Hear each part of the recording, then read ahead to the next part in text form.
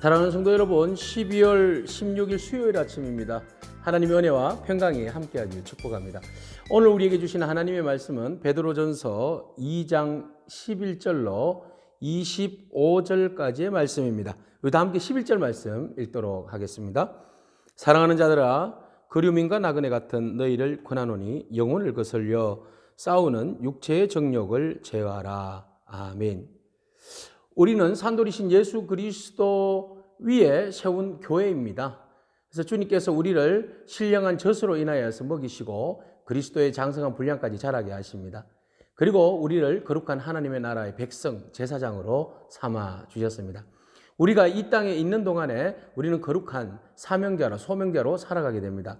우리의 시민권은 하늘에 있습니다. 그러나 우리가 이 땅에 발붙여서 사는 동안에 하나님께서 주신 사람들, 그리고 주신 그 권력에 대하여서는 우리가 아름다운 조화를 이루고 또 그것을 존경하며 살아가야 할 의무가 있는 것이죠. 오늘 본문 말씀은 바로 그런 거에 대한 이야기입니다. 먼저 11절에 보면 우리가 거류민과 나그네 같은 존재다 이렇게 말하고 있습니다. 그렇죠. 우리의 삶의 영원한 본향은 천국에 있습니다. 우리의 시민권은 천국에 있죠. 잠깐 이곳에 우리가 머무는 동안에 우리가 살아가는 것이지요. 그렇지만 성경은 말합니다. 우리가 이 땅에 있을 때에 너무나 세속적이고 정욕적인 것에 영혼을 빼앗기지 않기를 원한다. 이런 말씀을 하고 있습니다. 그래서 우리가 영원한 본향을 바라보면서 이 땅 가운데 많은 정욕적인 것, 우리를 불의하게 하고 넘어뜨리려고 하는 그런 수없이 많은 영적 공격들이 있지 않습니까? 육체의 정욕들이 있지 않습니까? 이 모든 것들에 대하여서 우리의 영혼을 거슬려서 싸워라. 영적 싸움을 통하여서 우리가 그 모든 유혹을 이겨내야 한다. 라고 결론을 내리고 있습니다. 여러분, 성결해야 합니다. 우리가 거룩하다라는 것은 가도시잖아요. 그러니까 하나님께서 우리에게 내가 거룩하니 너희도 거룩하라 이런 말씀하시잖아요. 그 말은 내가 너희를 사랑하니까 너희도 나를 끝까지 사랑해 달라 이런 말씀입니다. 그래서 이 거룩이라는 것은 관계성이에요. 하나님 우리를 정말 사랑하시는데 우리가 하나님 외에 다른 곳에 딴청 부리면 그거는 사랑이 아니죠. 거룩이 아닙니다. 그래서 거룩은 쉬워요. 하나님이 나를 사랑하니 우리도 하나님을 존경하고 사랑하고 섬기는 겁니다. 그래서 이 땅 가운데 우리가 예수 그리스도의 그 핏부림으로 인해서 제사함을 받았잖아요. 우린 존귀한 자들이잖아요. 그러니까 존귀한 자답게 우리가 성결하게 우리의 삶을 지켜나가는 것이 정말 중요한 줄로 믿습니다. 자, 그 다음 크리스찬들이 굉장히 고민과 갈등을 겪게 되었습니다. 왜냐하면 이 지금 베드로가 편지하는 이 시점은 AD 63년 4년경이에요. 그러면은 로마에 대화재가 있을 때죠. 그래서 로마가 기독교인들이 불을 질렀다 막 이렇게 해서 네로가 기독교인들을 얼마나 핍박을 했습니까? 이런 상황에서 기독교인들이 굉장한 딜레마에 빠진 거예요. 반정부주의로 빠지기도 하고 또 삶을 비관하기도 하고 뭐 이런 이제 양상이 드러나는 거죠. 그래서 믿음의 사람들이 그러면 성도가 이런 상황에서 어떻게 해야 할 것인가 이런 심각한 문제가 오게 됩니다. 그래서 일단은 베드로는 말합니다. 권위라는 것이 원래 하나님께서 주신 거다. 제도나 총독. 그 주신 이유가 뭐냐? 그들이 악행하는 자를 징벌하고 선행하는 자를 보상하기 위해서 낸 것이다. 하나님이.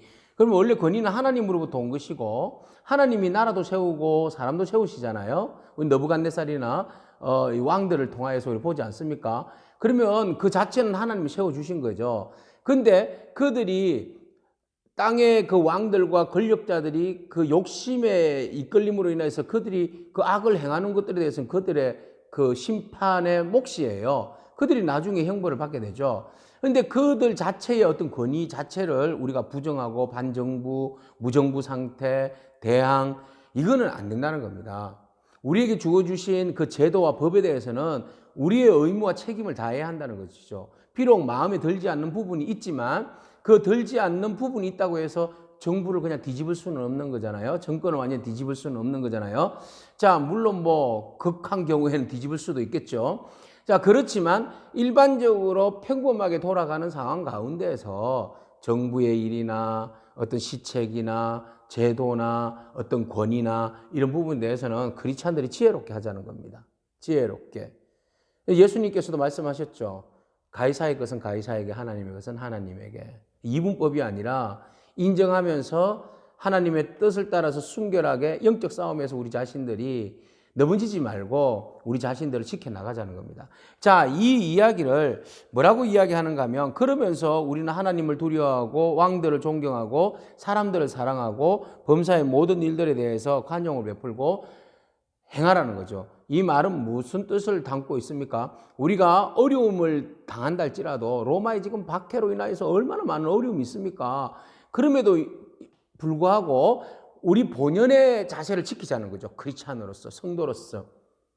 예수 그리스도의 모퉁이 돌 위에 세운 교회로서, 거룩한 제사장으로서 우리의 사명과 우리가 이 험난한 세상 가운데 해야 할 일이 무엇이냐라는 것이죠. 그래서 우리가 긍정적인 면을 찾아보자는 겁니다. 그래서 최대한 지혜롭게 무조건 하고 그냥 혁명이다 이렇게 해서 뭐 촛불이다, 횃불이다, 뭐 피해 혁명이다 이렇게 뒤집는 것이 성사는 아니라는 거죠. 그러면 또 그 다음에 또 다른 피해를 본 사람이 또 혁명을 일으켜요. 이 피해 혁명은 별로 좋은 혁명이 아닌 것 같습니다. 그래서 지혜롭게, 정말 지혜가 뭔지 하나님 옆에 구해야 되겠죠. 그래서 이 지혜를 구하여서 땅의 사람들을 사랑하는 일과 하나님 나라를 위하여서 우리가 애쓰고 수고하는 일에 최선을 다해야 한다, 이런 말들을 베드로는 하고 있어요. 그래서 이런 어떤 어려운 상황 가운데서 크리스찬이 어떻게 대처해야 할 것인가에 대한 이야기예요. 좋은 본보기로 이런 말씀을 하고 있습니다. 20절에 보면 죄가 있어서 매를 맞고 참으면 무슨 칭찬이 있으리요. 그러나 선을 행함으로 고난을 받고 참으면 이는 하나님 앞에 아름다우니라. 그렇습니다. 죄를 짓고 나서 매를 맞는 것은 뭐 어쩔 수 없는 거지만, 하나님의 선한 일 때문에 고난당하는 것은 하나님 그것을 굉장히 아름답게 보신다는 겁니다. 그래서 우리에게 주어지는 고난은요, 세 가지가 있어요. 하나는 그냥 막무가내 모두가 당하는 억울한 고난 있죠. 또 하나는 내가 잘못해서 당하는 고난이에요. 또 하나는 하나님 나라를 위한 고난이에요. 그죠? 그러니까 위에 1, 2번은 일반적인 고난이고 3번은 하나님 나라를 위한 고난이죠. 그래서 우리는 1, 2번도 중요하지만 3번 중요해요. 하나님 나라를 위한 고난 당하는 거 굉장히 중요합니다. 그래서 이 고난 당함이 하나님 앞에 아름다운 것이다. 이것을 위해서 우리가 21절에 부르심을 받았다. 아, 우리가 부르심을 받은 이유가 여기 있구나. 우리가 고난 당하는데도 그것을 참고 인내해야 하는 이유도 여기에 있구나. 하나님의 아름다우심을 드러내기 위해서. 그럼 누구를 통하여서? 예수 그리스도를 통하여서. 22절에 보시면 예수님은 죄를 범하지도 아니하였고 거짓도 없고 또 욕을 당하시되 맞대어서 욕하지도 아니하고 고난을 당하시되 위협하지도 아니하신데 오직 누구에게? 하나님의 공의로 심판하시는 분에게 모든 것을 부탁했다. 모든 상황은 하나님께 맡긴 거예요. 예수님이 그렇게 하셨죠. 하나님께 맡기고 주님께서 해야 할 일, 그 고난을 통하여서 하나님의 그 선하심과 아름다우심이 드러난다면 기꺼이 그 일을 감당하겠다는 겁니다.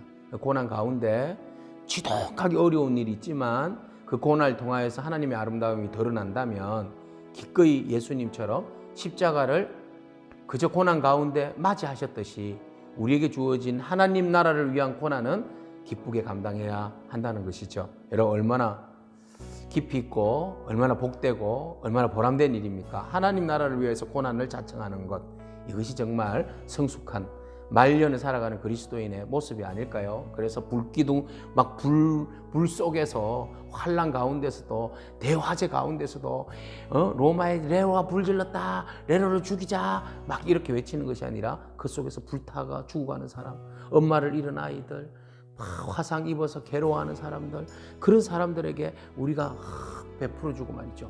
그런데 그들은 오히려 막 비방을 하고 그 감시자가 되어서 기독교인들은 막 오히려 너희들 때문에 불이 났다 그러고 막 억울한 일을 덮어씌우고 해도 그래도 인내하고 참고 사랑을 베풀어서 결국 그들이 선한 일을 보고 주님 오시는 날에 하나님께 영광을 돌리게 된다는 겁니다. 그것이 바로 우리가 크리스찬들이 해야 할 일입니다. 주님께서 친히 나무에 달리셔서 우리의 죄를 담당하시고 죽어주심으로, 그가 채찍에 맞아주심으로 우리가 나음을 얻었고 그가 죽어주심으로써 우리가 평화를 누린 것처럼 하나님 나라의 성도, 천국의 시민권을 가지고 있는 우리들이 이 땅 가운데서 정말 그리스도를 닮아서 하나님이 기뻐하시는 아름다운 일들을 감당하는 저와 여러분이기를 축복합니다. 아멘. 기도하겠습니다. 하나님 감사합니다. 우리가 그리스도의 발자취를 따라가는 삶을 살아야 할진데 하나님, 우리 앞에 놓여 있는 고난의 환경들이 너무 힘들고 또 그것을 극복하기에는 너무 우리가 역량이 모자랍니다.